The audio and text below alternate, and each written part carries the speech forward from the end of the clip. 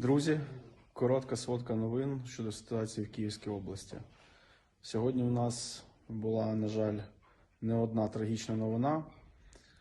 Зранку ракета потрапила в будинок в приватному секторі в місті Біла Церква. На жаль, є постраждалі люди. Ви бачили, що повністю понівечений будинок приватний. Не спрацювала, на жаль, система оповіщення, тому застала людей зненацька. Що хочеться сказати по цьому питанню, це, на жаль, ми живемо в військовий час, і кожному з нас треба думати і берегти своє життя, тому що зараз в нашій країні це єдине, що в нас залишилось.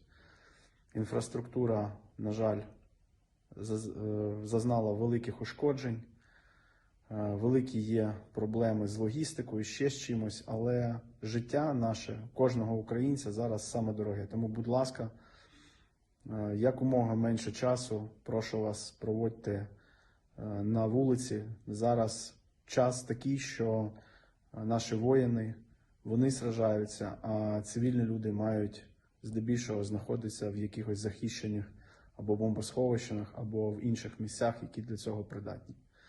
Тому тримаємося, ми обов'язково переможемо.